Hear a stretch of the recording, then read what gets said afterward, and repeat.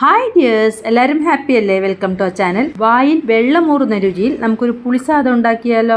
പുളിയോഗരൈ എന്നും പറയും. തമിഴ്നാട് ശൈലിയിലുള്ള വളരെ രുചികരമായ ഒരു വിഭവമാണ് ഇത് കുട്ടികൾക്ക് ലഞ്ച് ബോക്സിനാണെങ്കിലും യാത്രകൾക്കാണെങ്കിലും വളരെ അനുയോജ്യമാണ്. പുളിസാദം ഉണ്ടാക്കാനായി ആദ്യം നമുക്കൊരു കപ്പ് ചെറു ചൂടുവെള്ളത്തിൽ ചെറിയ നാരങ്ങ വലുപ്പത്തിലുള്ള ഒരു പുളി 30 മിനിറ്റ് കുതിർത്ത് വെക്കാം. പുളിസാദത്തിനുള്ള മിക്സ് ഉണ്ടാക്കാനായി ഒരു കടായി എടുത്ത് അടുപ്പത്ത് വെക്കാം. അതിലേക്ക് 3.5 ടേബിൾ സ്പൂൺ നല്ലെണ്ണ ഒഴിച്ചു കൊടുക്കാം. എണ്ണയൊന്ന് ചൂടായി വരുമ്പോൾ അതിലേക്ക് 1 ടീസ്പൂൺ കടുകിട്ട് പൊട്ടുമ്പോൾ 2 ടീസ്പൂൺ കടലപ്പരിപ്പും 1 ടീസ്പൂൺ ഉഴുന്നുപരിപ്പ് കൂടിയിട്ട് ചുവക്കെ വറുത്തെടുക്കാം. ഈ റെസിപ്പിക്ക് നല്ലെണ്ണ ഉപയോഗിക്കുന്നതാണ് ഉത്തമം. പരിപ്പുകളെല്ലാം ചുവന്ന് വന്നിട്ടുണ്ട്. ഇതിലേക്ക് 2 ടേബിൾ സ്പൂൺ നിലക്കടലയും ഒരു 10 മണി ഉലുവ കൂടിയിട്ട് നല്ല മണം വന്ന് തുടങ്ങുമ്പോൾ അതിലേക്ക് 1 കൊത്തു കറിവേപ്പിലയും 4 വറ്റൽമുളക് മുറിച്ചതും ഇഷ്ടമാണെങ്കിൽ 1 അല്ലി വെളുത്തുള്ളി കൂടിയിട്ട് ഒന്ന് മിക്സ് ചെയ്യാം. ഇതിലേക്ക് 1/4 ടീസ്പൂൺ കായപ്പൊടിയും വേണമെങ്കിൽ 1/2 ടീസ്പൂൺ കുരുമുളക് പൊടി കൂടിയിട്ട് ഒന്ന് ഇളക്കി കൊടുക്കാം. പൊടികളുടെ പച്ചമണമൊക്കെ ഒന്ന് മാറി വരുമ്പോൾ നമ്മൾ നേരത്തെ തയ്യാറാക്കി വെച്ച ആ പുളിവെള്ളമില്ലേ, അതൊന്ന് അരിച്ച് ഇതിലേക്ക് ഒഴിച്ചു കൊടുക്കാം.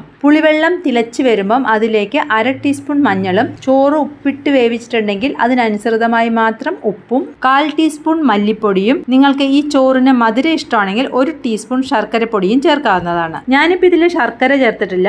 ആവശ്യത്തിന് ഉപ്പ് ചോറിലുള്ളതുകൊണ്ട് ഉപ്പും ചേർക്കുന്നില്ല. ഈ മിക്സ് ഒന്ന് വറ്റി എണ്ണയൊക്കെ ഒന്ന് തെളിഞ്ഞു വരണം. അതിനുശേഷം നമുക്ക് സ്റ്റവ് ഓഫ് ചെയ്യാം.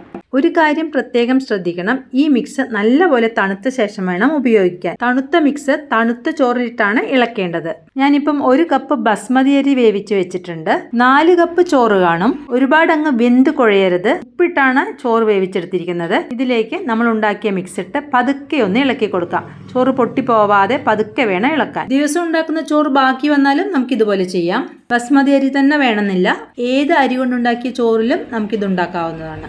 ചിലർ ഇതിൽ എള്ള് പൊടിച്ചിടാറുണ്ട്. അതിന്റെ മണം ഇഷ്ടമാണെങ്കിൽ നമുക്കും ചേർക്കാവുന്നതാണ്. നമ്മുടെ വീട്ടിലുള്ളവരുടെ ഇഷ്ടത്തിനനുസരിച്ച് ഓരോന്നും ചേർക്കുകയോ ചേർക്കാതിരിക്കുകയോ ചെയ്യാം. അമ്പലത്തിൽ പ്രസാദമായി കിട്ടുന്ന പുളിസാദമാണെങ്കിൽ അതിന് ചെറിയൊരു മധുരമൊക്കെ ഉണ്ടാവും. ആ രുചിയാണ് വേണ്ടതെങ്കിൽ ചെറിയൊരു കഷ്ണം ശർക്കര ചേർക്കാം. പുളി, നിലക്കടല, മസാലപ്പൊടികൾ ഇതാണ് മെയിൻ ഇൻഗ്രീഡിയൻസ്.